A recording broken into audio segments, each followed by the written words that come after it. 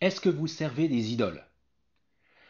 Je vous vois déjà me regarder de travers des idoles, comme ces statues des dieux égyptiens ou grecs. Trop ringard. Ah, mais quand même, ringard, je vous l'accorde.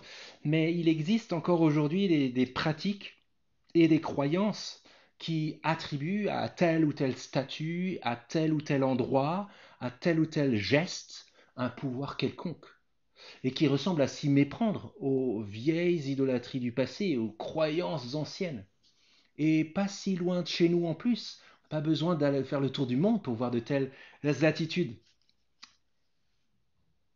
Et si ces superstitions persistantes nous parlaient d'un vieux réflexe humain bien ancré en nous, qu'on manifesterait de manière différente au fil des époques, des endroits, c'est tout, mais de la même racine.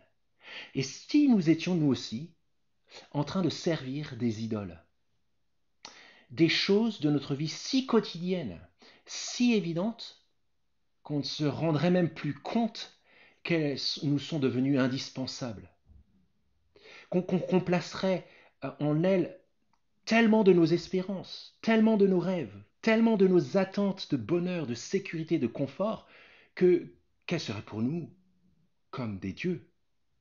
Tenez, prenons l'exemple de l'argent et appliquons-le à ces questions.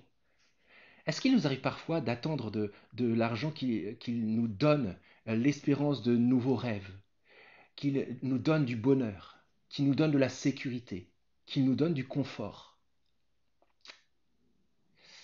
C'est une vérité qui fait mal et qui n'est pas si facile que cela à contourner. L'argent fait tellement partie de notre quotidien que il nous est devenu quasiment indispensable. Ce qui m'aide à voir mieux encore cela, au cas où je voudrais m'enfuir et pas faire face à cette réalité, c'est de faire le test du top 10. Classez dans l'ordre ce qui pour vous contribue à votre bonheur quotidien. Classez dans l'ordre ce qui pour vous contribue à votre bonheur quotidien. De 1 à 10. Bon, en théorie, j'imagine qu'on mettrait plutôt des éléments nobles dans notre top 10. L'amitié, les relations, l'amour, la foi, la tolérance. Mais maintenant, pour aller plus loin dans le test, posons-nous la deuxième question du test. Reprenez votre top 10 et posez-vous la question, de quoi ne pourriez-vous pas vous passer plus qu'un jour, plus qu'une semaine, plus qu'un mois? Je crains bien qu'il y a des chances que l'argent se retrouve dans le trio de tête. Est-ce que c'est pour rien que, en bon français, on se dit non, non, l'argent ne fait pas le bonheur, mais il y contribue? C'est une concession qui est très révélatrice. L'argent ne fait pas le bonheur, mais il y contribue. D'où vient le problème? Jésus nous aide à répondre à cela grâce à une parole du chapitre 6 de Matthieu. Chapitre 6 de Matthieu au verset 24. Voici ce qu'il dit. Personne ne peut servir deux maîtres, car ou il haïra l'un et aimera l'autre, soit il s'attachera à l'un et méprisera l'autre.